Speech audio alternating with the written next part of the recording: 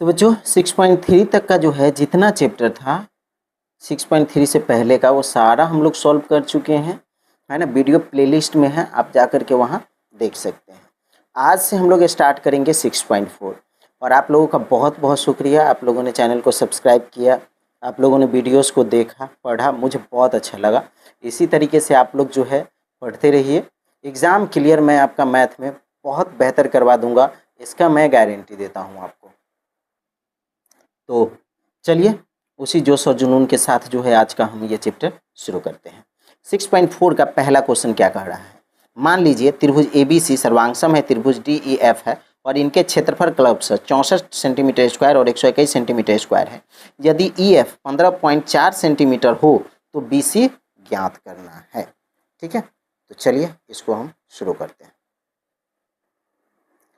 तो सबसे पहले तो हम जानते हैं कि त्रिभुज ABC और DEF क्या है, सर्वांगसम है। तो यहाँ पर हम लिख लेंगे, ठीक है, एक मिनट। तो यहाँ लिख लेंगे पहले कि हम जानते हैं, ठीक है, कि त्रिभुज ABC बटा त्रिभुज DEF है ना। यानी कि यह BC स्क्वायर और बटा EF स्क्वायर है।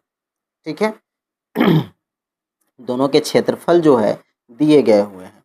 कितना, एक का है 64 जो ABC है और एक का है 121 जो DEF है। बराबर में हमने लिखा इधर जो है BC स्क्वायर बटा EF स्क्वायर। EF स्क्वायर का मान जो है कितना दिया हुआ है, 15.4। ठीक है, 15.4, इसका भी कर देंगे हम लोग होल स्क्वायर।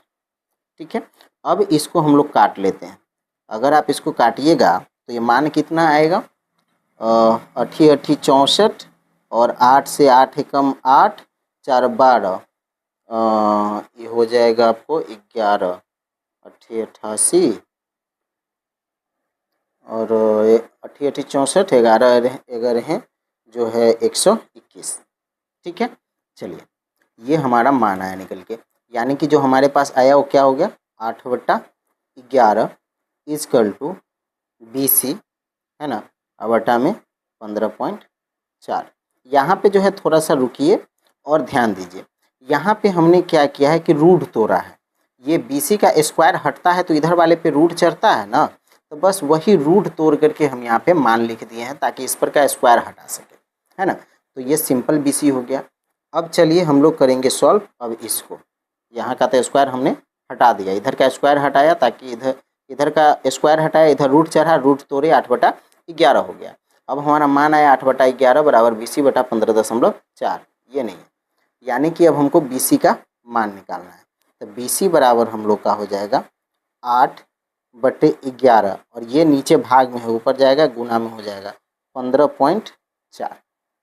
ठीक है, अब चलिए सिंपल हम लोग को क्या करना है, ये ऊपर है गुना में तो गुना कर देते हैं।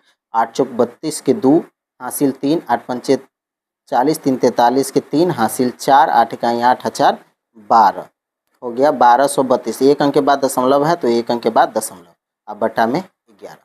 ठीक है, 123.2 हो गया हमारा मान।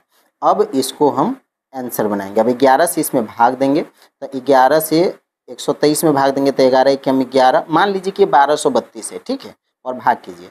अब 11 एकम 11 लग गया, 13 पर आ गया, 11 एकम 11 आ गया, फिर 13 से 1 पर आ गया, 11 दूना 22 हो गया। देखिए एक अंक के बाद दशमलव है इसलिए एक अंक के बाद इसमें हम लोग दशमलव दे देंगे। हमारा आंसर आया कितना, 11.2 सेंटीमीटर में है, तो आंसर भी हमारा हो जाएगा सेंटीमीटर में। ठीक है, आई होप आपको ये लोग आपको जो है ये सब समझ में आ गया। चलिए मिलते हैं नेक्स्ट वीडियो में, तब तक के लिए bye, best of luck and thanks for the watching.